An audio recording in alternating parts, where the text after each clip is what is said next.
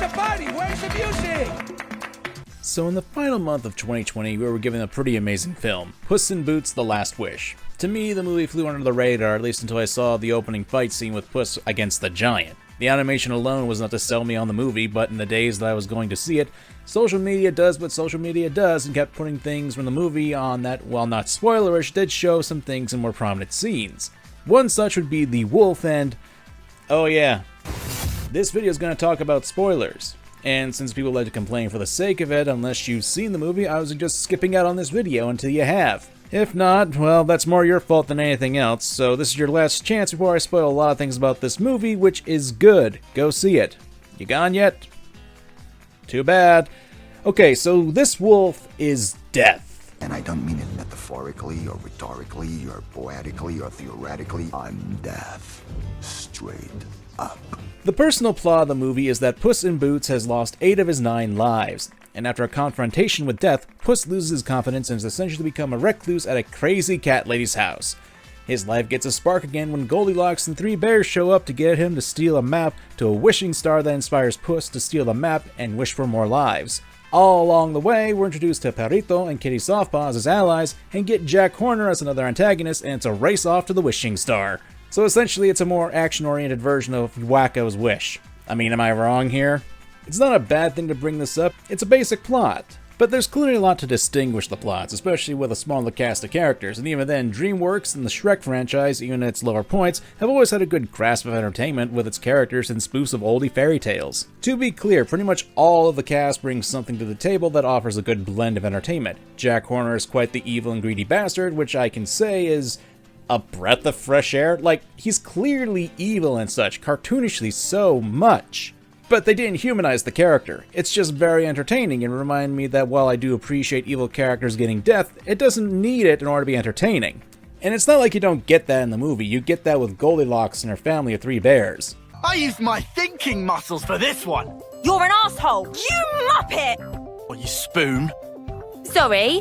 Who are you calling a spoon? Again, look towards Shrek's villains and antagonists, they have this level of charm that draws you into their characters. Again, this is more of an entertainment veil because I'm sure a ton of people can remember the fairy godmother singing I Need a Hero because it's such an iconic scene.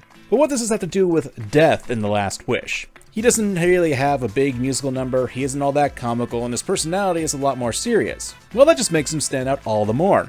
And if all the fan art on Twitter of the character is anything to go off of, Death has really made his mark on people. So this video will take some time to talk about the character, his design, his role, and personality are what we're focusing on in this video. So hello, I'm MangaKamen, and let's begin.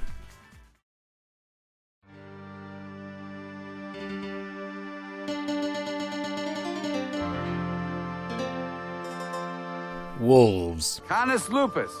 They're honestly an interesting creature, and several forms of media utilize them and use them as symbology. Depending on what culture you're looking at, wolves tend to symbolize less tangible human fears. Take, for example, death.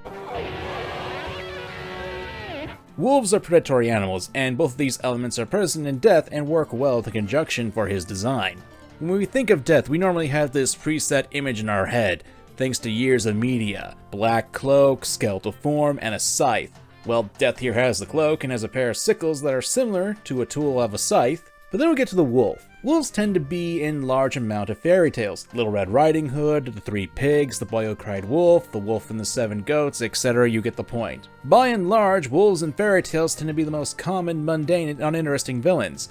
They do have a level of cutting, but most of the time they tend to be easily defeated and not so intimidating. In fact, during the promotion of the film, in order to not spell his identity as Death, he was simply referred to as the Wolf. Or the Big Bad Wolf. What? Which, can I say is a breath of fresh air that a movie actually didn't spoil things in the promotional material? You see, this is how you lull your audience into a small sense of security and pull the rug under them since you don't change things just to deceive them. And yet, they play into this for Death. Like when Puss first meets him, the little cat believes that Death is nothing more than a bounty hunter after his head. It isn't until Puss is nearly defeated and forced to run, leaving his sword behind and him crawling through a sewer pipe, then it dawns on him that he's out of his league. Throw in the fact that he's on his last life, and you've already got the grounds to make a villain all the more threatening to the main character.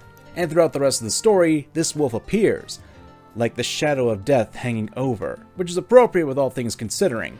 We learn eventually that this is actually Death in and of himself. It really makes you think about the original depictions of wolves in fairy tales. With this new connection between death and wolves, it makes you think that the wolves in those stories do represent death. This stems back to German and Norse mythology, where wolves are feared. I'm sure a lot of people have heard of Fenrir or Fenris, a giant wolf who would bite through the chains that bound him and consume the sun at the end of time.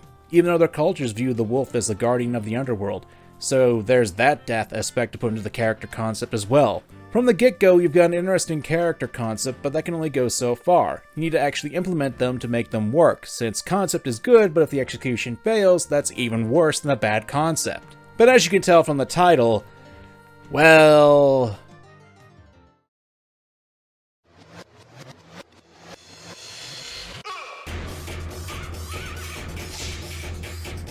This is the fun part of the video, where we get to talk about the character execution and more so how this character is important for villainous character archetypes.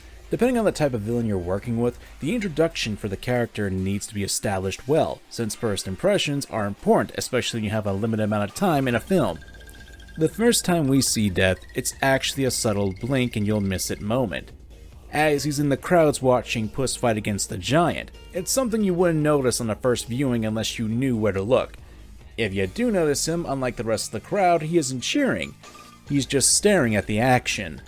The actual introduction scene is in the bar after Puss gets the news that he's on his last life. The moment that this wolf appears without a word, just a whistle, is enough to elicit some mystery to the character. And then there's this line. Everyone thinks they'll be the one to defeat me, but no one's escaped me yet. It's an innocent line at first, maybe a little pompous. But in retrospect, that also refers to the inevitability of death. After all, everyone dies one day.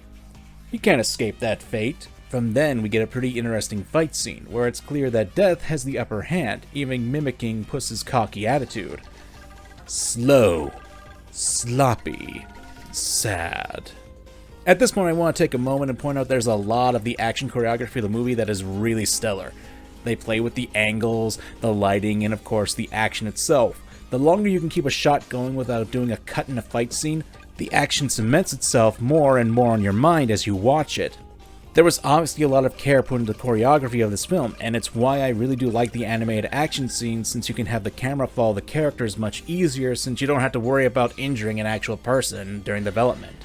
Another thing is that the animation style changing to a more stop-motion-esque feel during the fight scenes is genius. The scenes are more intense, the actions seem more deliberate, and it makes the character getting hit a much bigger deal when it actually makes connection.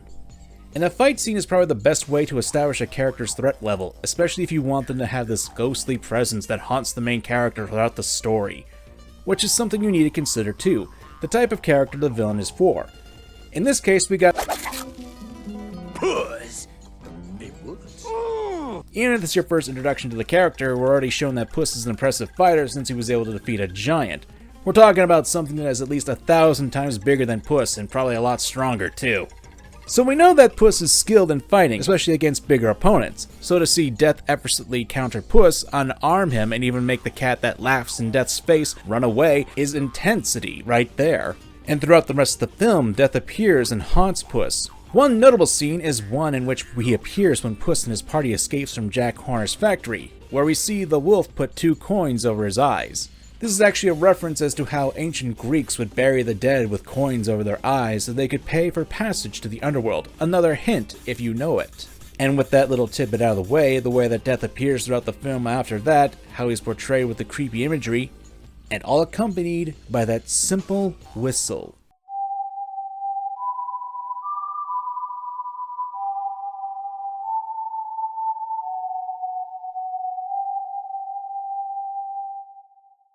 I think it helps that he breaks a lot of trends that we see in modern media villains nowadays. He doesn't wisecrack with the protagonist, he doesn't have a comedic relief lackey, he's shown to be legitimately threatening, he terrifies the protagonist who also takes him seriously, and looks as threatening as he's made out to be.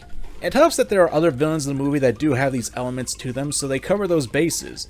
But it's a breath of fresh air to have a villain who's taken seriously, and not just because the writing wants me to, but it's also shown that he can be a threat through the imagery as well. Don't get me wrong, I love my comedic villains. Hell, I've made enough videos talking about Senator Armstrong, but there's just something cathartic about Death in this movie. Because he's not just a villain, but he's also a force of nature. And that's a point that's really hammered into the film, as Puss cannot seem to defeat the guy and is running scared. It's a terrifying concept. Death hunts you down for sport, appearing at random while whistling an eerie, airy, incomplete lullaby just for the lulz, knowing full well that he is toying with you. You know, I brought up the music a little bit with the whistle, but how it's implemented into the scenes he's in is done well as well. His whistle is incorporated into the soundtrack really well during a lot of scenes, and it makes it so you don't forget that Death is always behind Puss in the film. It's a nice touch, and even incorporates a bit of a heartbeat aesthetic in the music as well to help push that motive that something is wrong, something's happening, things are getting frantic, and death is looming closer.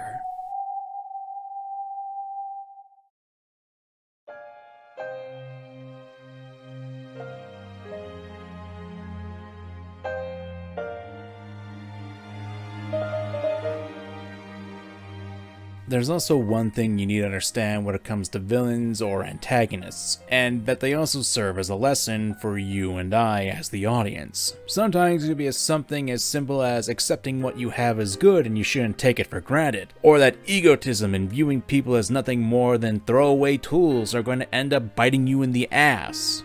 Villains serve as a means of instilling that vices can be a downfall and that you as a person shouldn't emulate their actions lest you meet a similar fate.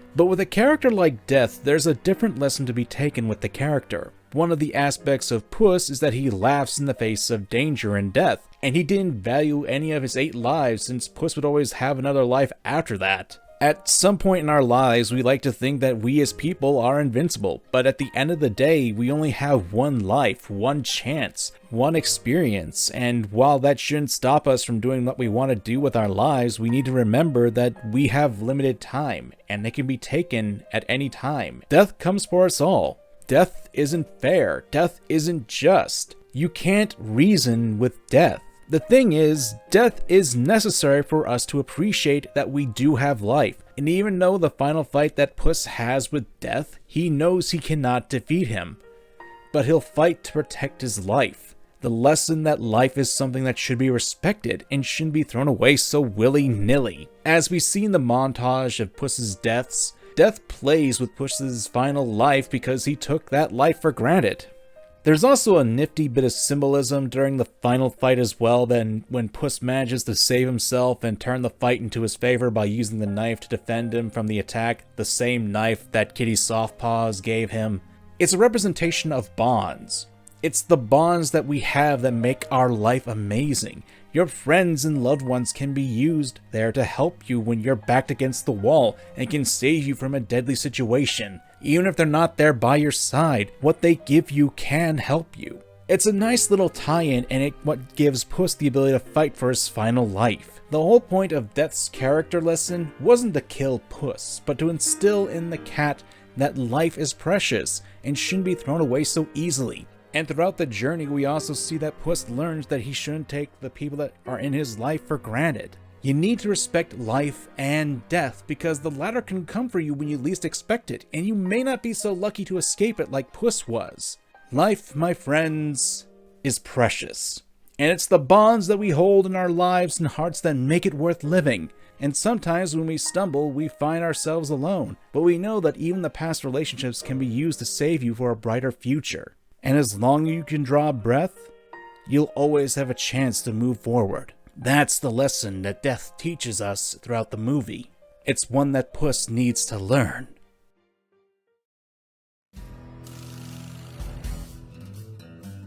So, all in all, I think Death as a villain, antagonist, and character is pretty amazing. He's probably one of the better villains in a film that I've seen in a long time, especially for the action-adventure genre, even more so with animation. Good design, good concept, a real threat to the main character, and delivers a powerful lesson that many people need to take to heart, especially for the younger generation.